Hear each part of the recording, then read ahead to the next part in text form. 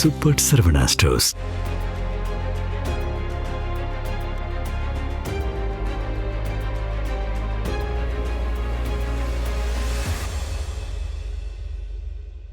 நேயர்களே, நாம் இன்றைக்கு ஈரானுடைய போர் குறித்து, போரினுடைய நிலைகள் குறித்து, அமெரிக்காவின் தயக்கம் குறித்து பேச காத்திருக்கிறோம். ஈரானுடைய போர் செய்வது மிகப்பெரிய ஆபத்தையும் விளைவுகளை ஏற்படுத்தும் என்கின்ற செய்தியை நாம் விரிவாக பார்க்க போகிறோம். ஏனென்று சொன்னால், இந்த கருத்து நேற்று வெளியாகி இருந்ததை அமெரிக்கா மட்டுமல்ல, உலகம் முழுவதும் பெரும் கொதிநிலை ஏற்படுத்தியிருக்கிறது. அமெரிக்காவுடைய டொனால்ட் ட்ரம்ப் இந்த கருத்தை மறுத்தாரா? யார் ஈரானுடைய போர் செய்வதற்கு எச்சரிக்கை செய்தார்கள்? இதை நாம் முதலில் இருந்து தற்போது பார்க்க போகிறோம். ஈரானோடு போர் செய்வது மிகுந்த அபாயத்துக்குரியது என ஒட்டுமொத்த இராணுவ ஜெனரல் டேனியல் டான் கெயின் எச்சரித்திருக்கிறார். அவருடைய எச்சரிக்கையில வெளியான செய்திகளை அமெரிக்க அதிபர் ட்ரம்ப் 100% தவறானது என்றும், இது ஒரு பொர்ட்ரேட் போலி ஊடக பின்னணி கொண்டதும் என்று சொல்லியிருக்கிறார். ஜெனரல் டான் பின்னணியில் ட்ரம்போடு ஆலோசனை நடத்தக்கூடிய வீடியோக்கள் வெளியாகி இருந்திருக்கிறது.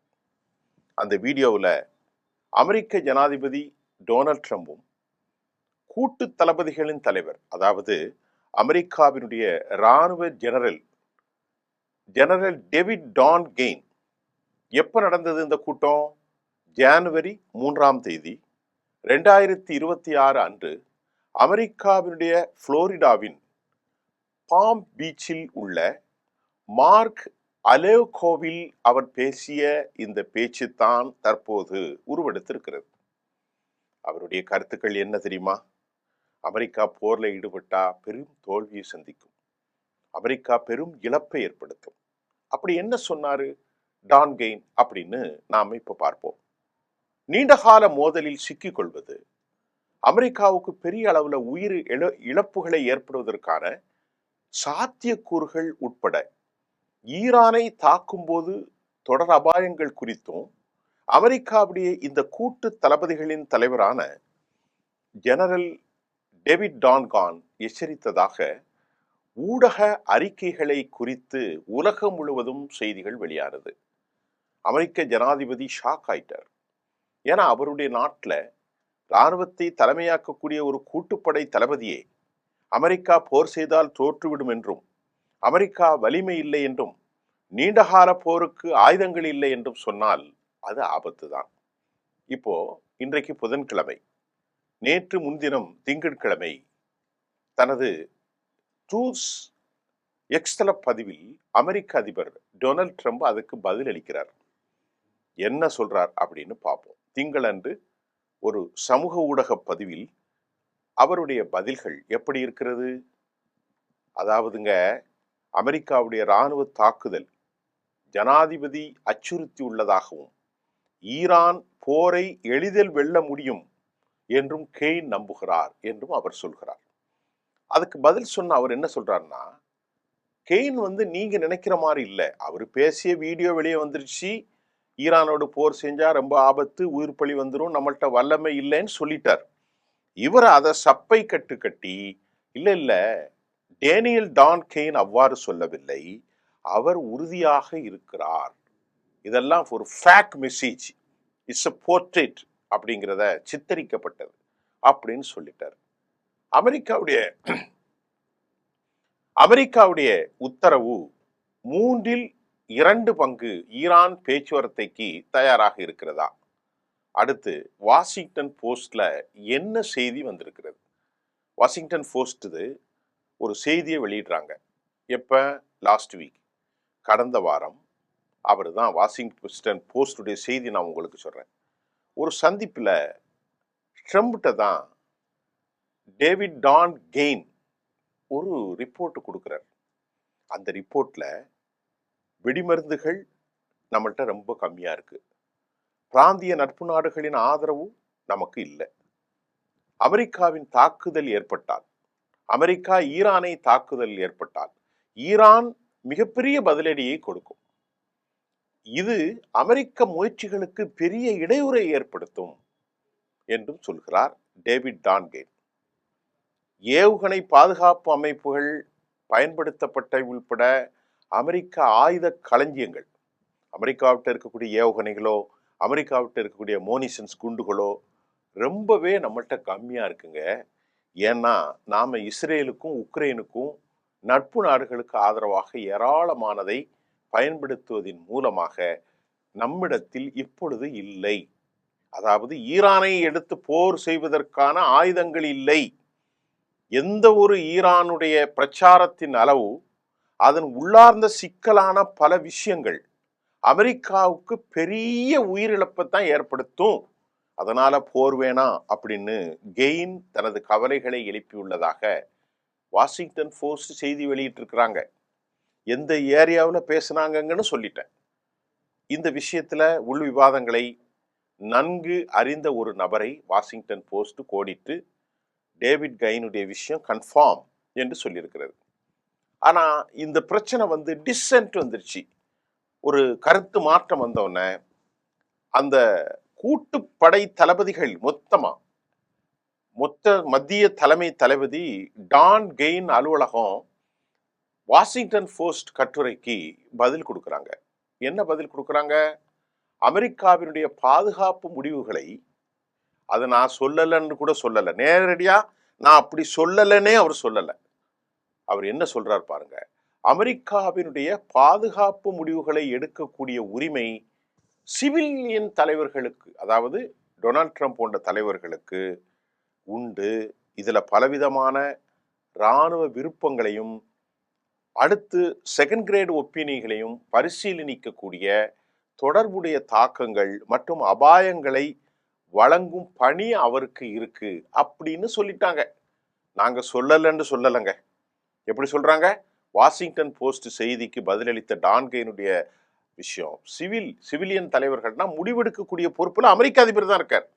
அவருக்கு இரண்டாம் மட்ட தலைவர்களுக்கு என்ன நடக்குதுங்கிற உண்மையை சொல்றதுக்கு எங்களுக்கு தலைவருக்கு பொறுப்பு இருக்கு, அதாவது ராணுவ தலைவருக்கு. அதைத்தான் நாங்க சொல்லியிருக்கோம் அப்படின்னு நான் சொல்லலன்னு வாஷிங்டன் போஸ்டுக்கு பார்க்கல, சொன்னதாக சொல்லிட்டார். இதுக்கு இடையில ட்ரம்புட அவருடைய பேச்சினுடைய விஷயங்களை டான்கெயினுடைய கவலை, இந்த போர் செஞ்சா நம்ம தோற்றுருவோம் அப்படிங்கிற கவலையை குறித்து ஒரு மிக முக்கியமான அமெரிக்காவுடைய ஒரு அப்ராப்ரியேட்டா அத்தன்டிசிட்டின்னு எல்லாரும் நம்பக்கூடிய ஒரு ஆன்லைன் ஆக்சியோஸ் செய்தி நிறுவனம் திங்கட்கிழமை மாலை ஒரு செய்தியை வெளியிட்டாங்க. திங்கட்கிழமை மாலை அவர்கள் வெளியிட்ட ஆக்சியோஸ் உடைய கட்டுரையில என்ன சொல்றாங்கன்னா, பல வாரங்களாக ஈரான் குறித்து ட்ரம்பிற்கு விளக்கம் அளித்த ஒரே நபராக யார் இருக்கா? டேவிட் டான் கெயின் மட்டும்தான் இருக்கிறார். இப்ப மேலும் ஆக்சியோஸ் அடுத்த செய்தியில சொல்றாங்க, மத்திய கிழக்கில் அமெரிக்க இராணுவ நடவடிக்கைகளை மேற்பார்வையிடும் பணியில் ஈடுபட்டுள்ள மத்திய கட்டளை சென்காம் தலைவர், ரொம்ப முக்கியமாக இந்த அட்மிரல் பிராட் கூப்பர், இது ஈரானுடைய பேச்சுல போனார். அவரு ஜனவரி மாதம் ட்ரம்போடு நடந்த சந்திப்புல அவர் அழைக்கவே இல்லை, டேவிட் கெயின் மட்டும்தான் போயிருந்தார் அப்படிங்கிற செய்தியும் ஆக்சியோஸ் சொல்லிட்டு சொன்னது மட்டும் இல்லைங்க. ஆக்சியோஸ் உடைய தலைப்பு என்ன தெரியுமா? ஈரான் மீது போர் செய்வதற்கு ஒரு ரிலக்டன்சி மிலிட்ரி, அதாவது தயக்கம் காட்டும் போர் வீரன் அப்படிங்கிற தலைப்புல தான் ஆக்சியோஸ் செய்தியை வெளியிட்டு இருக்கிறாங்க. ஆக்சியோஸினுடைய 2 ஆதாரங்களை மேற்கோள் காட்டி ஜனவரி மாதம் என்ன சொல்லுதுன்னா, அவர் சொல்றாரு, யாரு? டேவிட் டான்கெயின். இங்க பாருங்க, மிஸ்டர் பிரசிடென்ட், ஜனாதிபதி நிக்கோலஸ் மதுராவை கடத்துவதற்காக வெனிசூலாவில் இந்த கெயின் தான் முழு வேலையில ஈடுபட்டிருந்தார். யாரு? டான்கெயின்.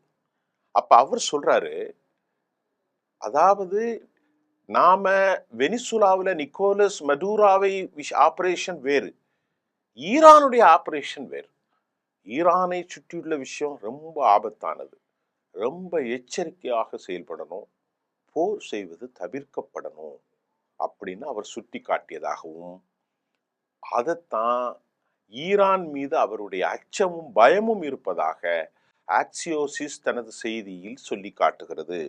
போருக்கு தயங்கும் இராணுவ வீரன், இந்த தயக்கத்தை காட்டும் போர் வீரன். நான் இப்ப சொன்னோம்ல, கெயின் ஈரான் மீது ஒரு தயக்கத்தை காட்டுவதைத்தான் ரொம்ப ரெலிக்டன்ஸ் மிலிட்ரி ஆபரேஷன் அப்படிங்கிற தலைப்புல இது சுட்டி காட்டப்படுது.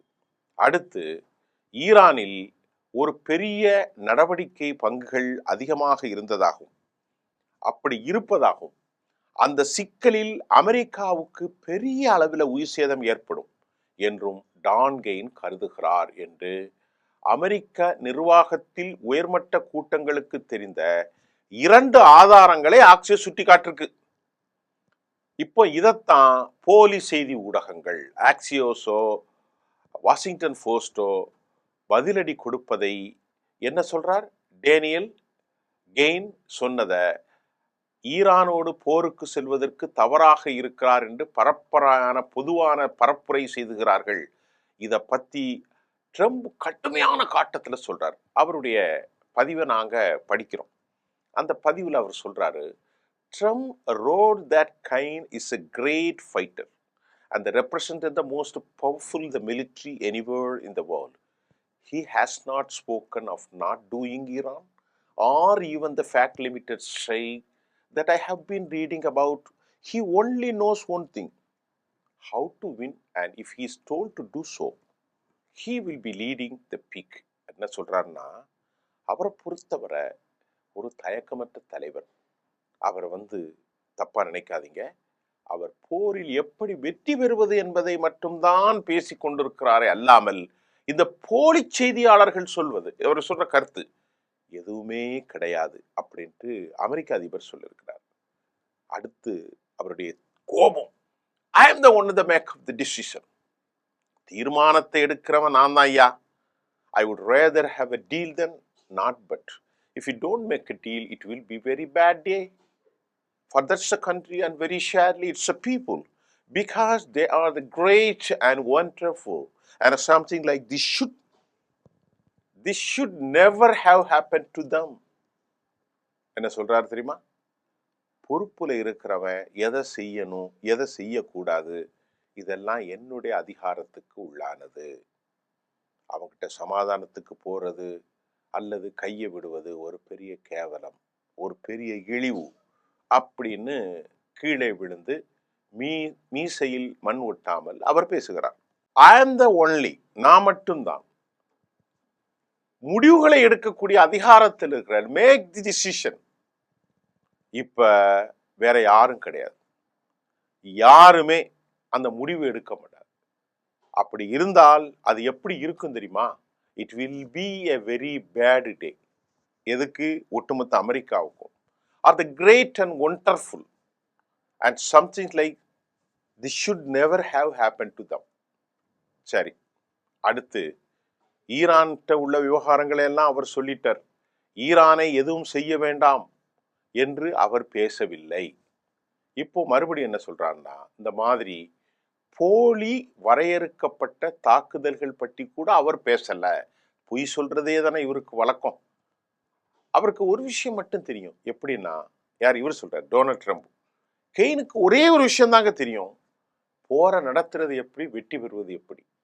அவரிடம் கூறப்பட்டால் நான் சொன்னா அவர் செய்வார் என்றும் டொனால்ட் ட்ரம்ப் சொன்னார். ஈரானுடைய போர் குறித்து எழுதப்பட்ட அனைத்து தவறுதலாகவும், அனைத்தும் deliberate statement has been made, அனைத்தும் வேண்டுமென்றே திணிக்கப்பட்ட பொய் என்றும் அமெரிக்க ஜனாதிபதி சொல்கிறார்.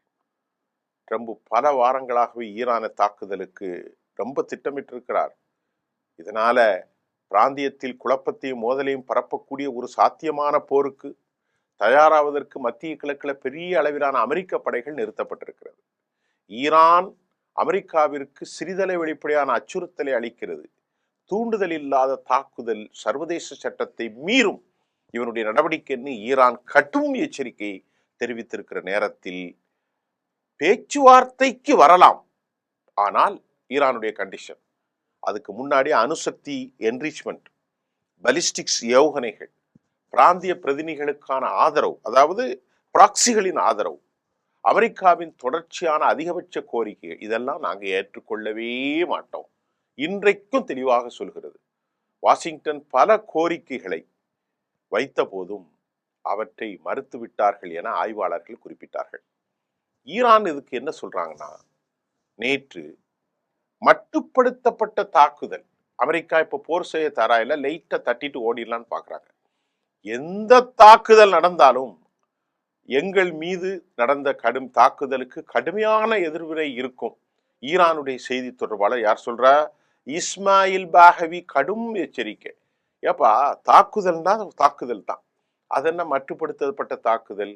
அது என்ன 200 கிலோமீட்டர் தாக்குதல், 30 கிலோமீட்டர் தாக்குதல்? அடினா அடிதான். ஆகவே மட்டுப்படுத்த தாக்குதலுக்கு நாங்க ப்ரீஎம்ப்டிவ் முன்னெச்சரிக்கை நடவடிக்கைகள் எடுக்க முயற்சி செய்கிற நேரத்துல அமெரிக்கா எங்களை தாக்கிட்டா அமெரிக்கா காலி, நாங்கள் விட போறதில்லை என கடுமையான எச்சரிக்கையை இஸ்மாயில் பஹவி சொல்லியிருக்கிறார். இந்த வரையறுக்கப்பட்ட தாக்குதல் என்று ஒன்றும் இல்லை என்றும் ஈரான் தெளிவாக சுட்டிக்காட்டிட்டு, இதுக்கு இடையில என்ன பிரச்சனைனா, அமெரிக்காவில் F-35 ரேப்டார், F-22 ரேப்டார் இதையெல்லாம் முறியடிக்கக்கூடிய அளவிற்கு C-17 அண்ட் குளோபல் மாஸ்டர் போன்ற சரக்கு விமானங்கள் மூலம் அமெரிக்கா ஈரான் பலத்தை கண்டு அஞ்சி நடுங்கிறதா என்ற கேள்வி இப்போது வருது. ஏனென்னா ஈரான் தொடர்ந்து ஆயுதங்களை இறக்குமதி செய்து வருகிறது. இதற்கிடையே போரை நடத்துங்கள் என்று ஈரானே அமெரிக்காவுக்கு சவால் விடுகிறது. ஆனால் அமெரிக்கா தயக்கம் காட்டுகிறது. இன்று நாளை தாக்குதல் நடத்தலாம், இப்படிதான் செய்தி வெள்ளை மாளிகை அதிகாரிகள் ஹேசியம் சென்று கொண்டே இருக்கிறது. அதனை தாண்டி அமெரிக்கா ராஜதந்திர நடவடிக்கை எடுக்கும் முன்வரும் பட்சத்தில் ஈரான் அதற்கு பதிலடி கொடுக்க தயாராக இருப்பதாகவும், அமெரிக்க அதிபர் டொனால்ட் ட்ரம்ப் கடும் கோட்பாட்டு விதிகளை தாங்கள் ஒருபோதும் அனுமதிக்கப் போவதில்லை என்றும் குறிப்பிட்டிருக்கிறார். இதற்கிடையில உளவியல் ரீதியாக அமெரிக்காவும் மட்டும் இஸ்ரேல் என்ன செஞ்சிருக்காங்க தெரியுமா? ஒரு நம்பர்ல இருந்து ஒரு தவறான செய்தியை பாரசீக மொழியில ஈரான் மக்களுக்கு பதட்டத்தை ஏற்படுத்தும் வகையில் அடையாளம் காண முடியாத ஒரு போன் நம்பர்ல இருந்து செய்திகள் பகிர்ந்து வருவதாகவும் பரபரப்பு ஏற்பட்டிருக்கிறது. இது முழுக்க முழுக்க ஒரு உளவியல் தாக்குதல். அமெரிக்காவிடம் 4 முதல் 1 வாரம் மட்டும்தான் போர் செய்யக்கூடிய அளவில் ஆயுதங்கள் இருப்பதாகவும், வெடிப்பொருட்கள் ஏராளமானவை இல்லை என்றும், ஆயுதங்கள் இல்லை என்றும், இந்த குடோன்கள்லாம் காலியா இருக்குன்னு ஏற்கனவே நாம பேசியிருந்தோம் கஸ்ஸா போர்ல. ஈரான் நாட்டில் இராணுவம் அமெரிக்க கடற்படை கப்பல்களை மட்டுமே முற்றிலுமாக அழிக்கக்கூடிய அளவிற்கு தங்கள் ஆயுதங்களை வடிவமைப்பு செய்து கொண்டிருக்கிறார்கள். வேகப்படகுகள், நீர்மூழ்கி கப்பல்கள், துல்லியமான தாக்குதல் இலக்கை தாக்கும் ரகசிய ஆயுதங்கள், ஆன்டிசெப் மிசைல் சிஸ்டம் போன்றவை மூலம் அமெரிக்காவை பெரும் பதட்டத்தில் ஆழ்த்தியிருக்கிறார்கள்.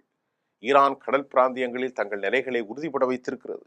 கடல் கன்னிவெடிகள், மறைத்த மிதவைகள், கடலோர மலைகளுக்கு கீழ் சூழப்பட்ட நிலக்கீழ் கன்னிவெடிகள் ட்ரோன்கள், பாரசீக வளைகுடா மற்றும் ஹெர்மூஸ் பகுதியில் தாக்குதலை மையப்படுத்தி ஈரான் ஆதிக்கம் செலுத்தும் வகையில் அமைந்துள்ளது. இதுக்கு இடையில யாயிட் லாஃபீர், இஸ்ரேலுடைய எதிர்க்கட்சி தலைவர் என்ன சொல்றாருன்னு பார்ப்போமா? ஈரானை துவம்சம் செய்தே ஆக வேண்டும். பெஞ்சமின் எனக்கு எதிரிதான், ஆனால் நாங்கள் 2 பேரும் இணைந்து நிதானமாக செயல்பட தயாராக இருக்கிறோம். இதான் இன்னைக்குள்ள செய்தி. இப்போ உங்களுக்கு நான் தெளிவாக சொல்லிட்டேன். எந்த நிலையிலும் போர் செய்ய தயார், அடி. ஆனால் அடிக்க அமெரிக்கா மறுக்கிறான். அமெரிக்காவுடைய எச்சரிக்கை, அமெரிக்காவுடைய அச்சம் என்ன காரணம் என்பதையெல்லாம் சர்வதேச செய்தியினூடாக நான் உங்களுக்கு விளக்கியிருக்கிறேன். மீண்டும் அடுத்த செய்தியில் உங்களை சந்திக்கிறேன்.